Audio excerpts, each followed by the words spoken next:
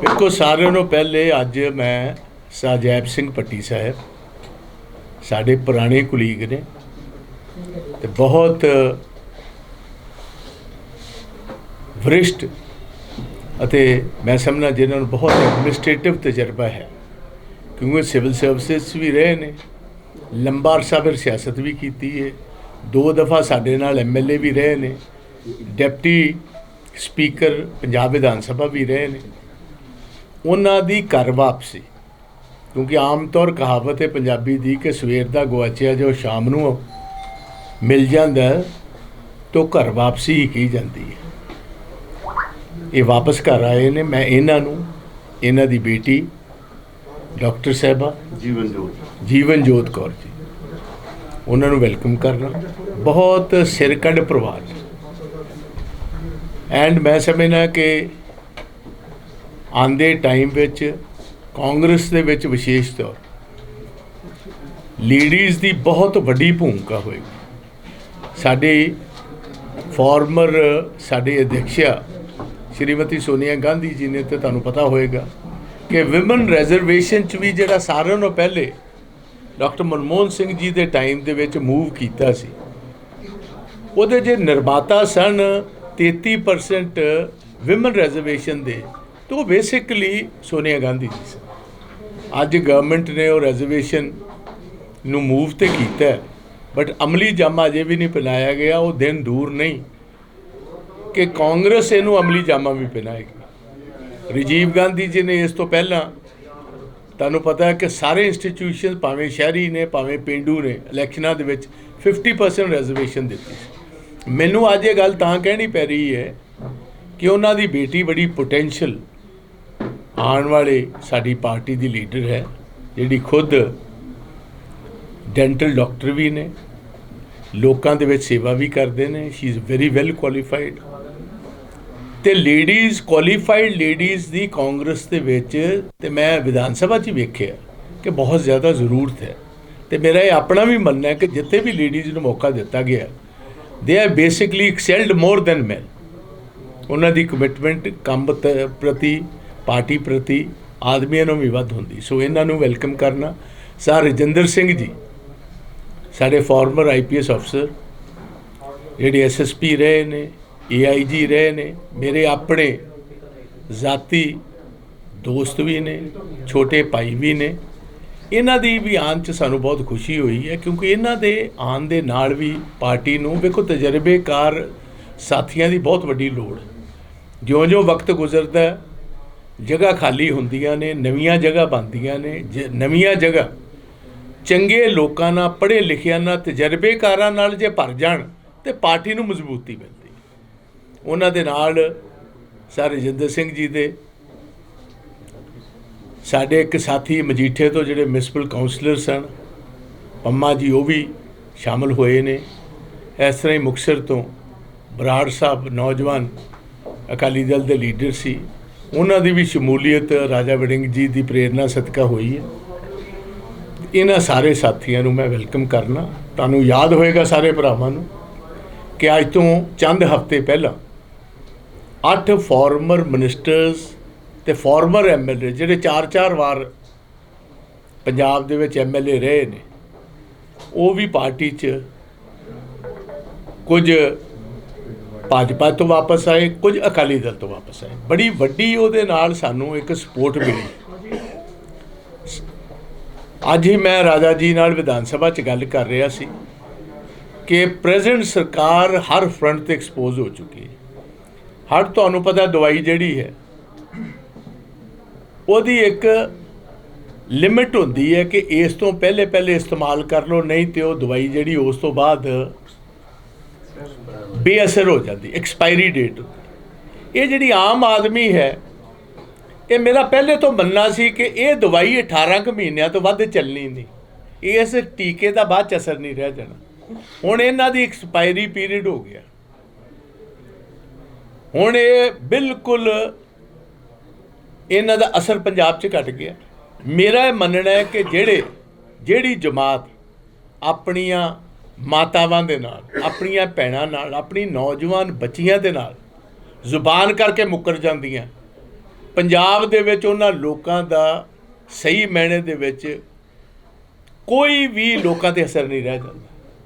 ਨੌਜਵਾਨ ਬੱਚੀਆਂ ਨੂੰ, ਭੈਣਾਂ ਨੂੰ, ਮਾਤਾਵਾਂ ਨੂੰ ਇਹ ਫੇਰ ਦੇਖ ਕੇ ਅਰਵਿੰਦ ਕੇਜਰੀਵਾਲ ਸਾਹਿਬ ਨੇ ਤੇ ਭਗਵੰਤ ਮਾਨ ਜੀ ਨੇ ਗਰੰਟੀ ਦੇ ਕੇ ਕਿ ਜਿਸ ਦਿਨ ਅਸੀਂ ਆਏ ਅਪ੍ਰੈਲ ਦੀ ਪਹਿਲੀ ਤੋਂ ਹੀ ਤਰੀਕ ਤੇ ਬੜੀ ਖਤਰਨਾਕ ਦਿੱਤੀ ਸੀ, ਕਿਉਂਕਿ 1 ਅਪ੍ਰੈਲ ਸਾਰੀ ਦੁਨੀਆ ਵਿੱਚ ਅਪ੍ਰੈਲਸ ਡੇ ਬਣਾਇਆ ਜਾਂਦਾ, ਬਟ ਇਹਨਾਂ ਨੇ ਤਰੀਕ ਇਹ ਦਿੱਤੀ ਸੀ ਕਿ ਕਿਉਂਕਿ ਸਾਡੀ ਮਾਰਚ ਦੀ 17 ਤਰੀਕ ਨੂੰ ਜਾਂ 16 ਨੂੰ ਸਰਕਾਰ ਬਣਨੀ ਹੈ, ਤੇ ਪਹਿਲੇ ਹਫਤੇ ਤੇ ਪਹਿਲੀ ਤਰੀਕ ਤੋਂ ਹੀ ਅਸੀਂ 1000 ਰੁਪਈਆ ਮਹੀਨੇ ਦਾ ਤੁਹਾਨੂੰ ਭੱਤਾ ਦਿਆ ਕਰਾਂਗੇ।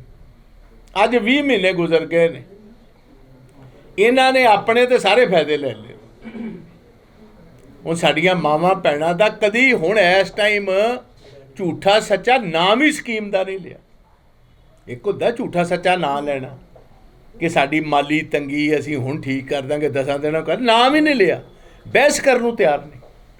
ਨੌਜਵਾਨ ਪੀੜ੍ਹੀ ਜੋ ਅੱਜ ਡਰੱਗਸ ਦੀ ਸ਼ਿਕਾਰ ਹੋ ਰਹੀ ਹੈ, ਤੁਸੀਂ ਵੇਖਿਆ ਬਹਿਸ ਦਾ ਵਕਤ ਦੇਣ ਨੂੰ ਤਿਆਰ ਨਹੀਂ। ਇਲੀਗਲ ਮਾਈਨਿੰਗ ਫੇਰ ਗਰੰਟੀ ਦਿੱਤੀ ਸੀ ਕੇਜਰੀਵਾਲ ਸਾਹਿਬ ਨੇ 20,000 ਕਰੋੜ ਰੁਪਈਆ ਮੈਂ ਲੈ ਕੇ ਆਊਂਗਾ। ਤੁਸੀਂ ਹੈਰਾਨ ਹੋਵੋਗੇ 1.5 ਸਾਲ ਦੇ ਵਿੱਚ 30,000 ਕਰੋੜ ਪੰਜਾਬ ਦੇ ਖਜ਼ਾਨੇ ਜਮ੍ਹਾਂ ਹੋਣਾ ਚਾਹੀਦਾ ਸੀ, 125 ਹੋਇਆ। ਮੈਂ ਅੱਜ ਮੰਗ ਕੀਤੀ ਸੀ ਕਿ 29,900 ਕਰੋੜ ਰੁਪਈਆ ਮਾਨ ਸਾਹਿਬ ਕਿੱਥੇ ਸਾਨੂੰ ਦੱਸੋ। ਤੁਸੀਂ ਲੈ ਗਏ ਹੋ ਕਿ ਕੇਜਰੀਵਾਲ ਕੋ ਤੁਰ ਗਿਆ ਪੈਸਾ? ਤਾਂ ਅਖੀਰ ਗਿਆ ਉਹ ਜਾਂ ਮਾਨ ਸਾਹਿਬ ਕੋ ਗਿਆ ਜਾਂ ਕੇਜਰੀਵਾਲ ਕੋ ਗਿਆ। ਇਹ ਸਾਰੀਆਂ ਚੀਜ਼ਾਂ ਦਾ ਹਿਸਾਬ ਤੇ ਲੋਕਾਂ ਨੇ ਲੈਣਾ ਹੀ ਲੈਣਾ। ਇਸ ਤੋਂ ਇਲਾਵਾ ਕੇਜਰੀਵਾਲ ਸਾਹਿਬ ਤੁਹਾਡੇ ਕੋਲ ਦੂਜਾ ਹਿਸਾਬ ਵੀ ਲੈਣਾ। ਤੁਸੀਂ ਕਿਹਾ ਸੀ 34,000 ਕਰੋੜ ਰੁਪਈਆ ਜਿਹੜਾ ਪੰਜਾਬ ਦਾ ਬਜਟ ਹੈ, ਸਾਰੇ ਮਹਿਕਮੇ 'ਚ ਜਿਹੜਾ ਮਹਿਕਮਿਆਂ ਦੇ ਵਿੱਚੋਂ ਚੋਰੀ ਹੁੰਦੀ ਹੈ, ਮੈਂ ਉਹ ਸਾਰੀਆਂ ਚੋਰੀਆਂ ਬੰਦ ਕਰਕੇ 34,000 ਕਰੋੜ 20% ਮਿਨੀਮਮ ਇਹਦੇ ਵਿੱਚ ਜਿੰਨੀ ਵੀ ਚੋਰੀ ਰੋਕ ਕੇ 34,000 ਕਰੋੜ ਰੁਪਈਆ ਸਾਲ ਦਾ ਜਮ੍ਹਾਂ ਕਰਾਇਆ ਕਰੂੰਗਾ। 20 ਰੇਤ ਦਾ ਤੇ 34 ਇਹਦੇ 'ਚੋਂ 54,000 ਕਰੋੜ ਤੁਸੀਂ ਕਿਹਾ ਸੀ, 1 ਰੁਪਇਆ ਨਹੀਂ ਆਇਆ। ਮੈਨੂੰ ਬਹੁਤ ਅਫਸੋਸ ਨਾਲ ਕਹਿਣਾ ਪੈਂਦਾ, ਤੁਸੀਂ ਤੇ ਸਾਰੇ ਸਾਡੇ ਜਰਨਲਿਸਟ ਭਰਾ ਹੋ, ਦੋਸਤ ਹੋ, ਬਟ ਜਿੰਨੀਆਂ ਵੀ ਮੈਜੋਰਿਟੀ ਅਖਬਾਰਾਂ ਨੇ, ਮੈਜੋਰਿਟੀ ਇਲੈਕਟ੍ਰੋਨਿਕ ਮੀਡੀਆ, ਉਹਨਾਂ ਸਾਰਿਆਂ ਨੂੰ ਜਿਸ ਹਿਸਾਬ ਦੇ ਨਾਲ ਇਹਨਾਂ ਨੇ ਗਿੱਟੇ ਨੂੰ ਰੱਸਾ ਪਾਇਆ, ਮੈਂ ਨਹੀਂ ਸਮਝਾ ਜਮਹੂਰੀਅਤ ਵਾਸੀਓ ਕੋਈ ਗੱਲ ਚੰਗੀ। ਹੁਣ ਛੋਟੇ ਕੇਬਲ ਨੈਟਵਰਕ, ਹਜ਼ਾਰਾਂ ਦੀ ਤਾਦਾਦ ਦੇ ਵਿੱਚ ਇੱਥੇ ਕੇਬਲ ਨੈਟਵਰਕ ਹੈ ਪੰਜਾਬ। ਅੱਜ ਮੈਨੂੰ ਜੋ ਪਤਾ ਲੱਗਾ, ਮੋਹਾਲੀ ਦੇ ਵਿੱਚ ਥਾਣੇਦਾਰਾਂ ਨੇ ਸਿੱਧੇ ਤੌਰ ਛੋਟੇ ਕੇਬਲ ਨੈਟਵਰਕ ਵਾਲਿਆਂ ਨੂੰ ਬੁਲਾ ਕੇ ਧਮਕਾਇਆ ਤੇ ਇਹ ਗੱਲ ਕਹੀ ਹੈ ਕਿ ਜਾਂ ਗਵਰਨਮੈਂਟ ਦਾ ਸਾਥ ਦੇ ਦਿਓ ਜਾਂ ਆਪਣੀ ਜਿਹੜੀ ਕੇਬਲ ਨੈਟਵਰਕ ਜਿਹਦੇ ਨਾਲ ਤੁਸੀਂ ਕੰਮ ਕਰਦੇ ਹੋ ਜਾਂ ਉਹਦੇ ਨਾਲ ਸਾਥ ਦਿਓ। ਤੇ ਜੇ ਕੇਬਲ ਨੈਟਵਰਕ ਵੀ ਇਹਨਾਂ ਨੇ ਖਰੀਦ ਲਿਆ ਤੇ ਫਿਰ ਅਸਲ ਇਸ਼ੂਜ਼ ਜਿਹੜੇ ਨੇ ਲੋਕਾਂ ਦੇ, ਉਹ ਕਿਸ ਢੰਗ ਨਾਲ ਆਪੋਜੀਸ਼ਨ ਜਿਹੜੀ ਹੈ ਗਵਰਨਮੈਂਟ ਦੇ ਸਾਹਮਣੇ ਰੱਖ ਪਾਏਗੀ, ਜਾਂ ਗਵਰਨਮੈਂਟ ਨੂੰ ਅਸੀਂ ਕਿਸ ਤਰ੍ਹਾਂ ਐਕਸਪੋਜ਼ ਕਰਾਂਗੇ। ਜੇ ਇੰਨਾ ਇਹ ਬਲੈਂਕਟ ਪਾ ਦੇਣਗੇ, ਜੇ ਇੰਨਾ ਜ਼ਿਆਦਾ ਇਹ ਹਰ ਕੈਮਰੇ ਦੇ ਉੱਤੇ ਜਾਂ ਅਖਬਾਰ ਨੂੰ ਧੁੰਦਲੀ ਕਰ ਦੇਣਗੇ, ਤੇ ਇਹਦਾ ਵੱਡਾ ਨੁਕਸਾਨ ਡੈਮੋਕ੍ਰੇਸੀ ਨੂੰ ਵੀ ਹੋਣਾ ਤੇ ਲੋਕਾਂ ਨੂੰ ਵੀ ਹੋਣਾ। ਇਹਦੇ ਵਿੱਚ ਪੰਜਾਬ ਦੇ ਲੋਕਾਂ ਨੂੰ ਮੈਂ ਜਾਗਰੂਕ ਕਰਨਾ ਚਾਹੁੰਦਾ ਕਿ ਤਗੜੇ ਹੋਵੋ। ਜਿਹੜੀ ਵੀ ਪਾਰਟੀ ਇਸ ਕਿਸਮ ਦਾ ਕੰਮ ਕਰਦੀ ਹੈ, ਉਹਦਾ ਮਤਲਬ ਉਹਦੇ ਕੋਲ ਲਕਾਨ ਨੂੰ ਜ਼ਿਆਦਾ ਹੈ, ਕੰਮ ਕਰਨ ਨੂੰ ਘੱਟ ਹੈ। ਹੁਣ ਅਸੀਂ ਵੇਖ ਰਹੇ ਹਾਂ ਲਾਅ ਐਂਡ ਆਰਡਰ 'ਤੇ ਸਾਨੂੰ ਸਪੀਕਰ ਸਾਹਿਬ ਨੇ, ਕੁਲਤਾਰ ਸਿੰਘ ਸੰਧਵਾ ਨੇ 10 ਮਿੰਟ ਦਾ ਟਾਈਮ ਵੀ ਬਹਿਸ ਵਾਸਤੇ ਨਹੀਂ ਦਿੱਤਾ। ਹਰ ਰੋਜ਼ ਫਰੌਤੀਆਂ ਲਈਆਂ ਜਾ ਰਹੀਆਂ। ਤੁਹਾਡਾ ਮਸ਼ਹੂਰ ਐਕਟਰ ਜਿਹੜਾ ਗਿੱਪੀ ਗਰੇਵਾਲ, ਉਹਦੇ ਘਰ ਦੇ ਉੱਤੇ ਪੰਜਾਬ ਦੀ ਜਿਹੜੀ ਆ ਗੁੰਡਾਗਰਦੀ, ਉਹਦਾ ਅਸਰ ਵੇਖੋ।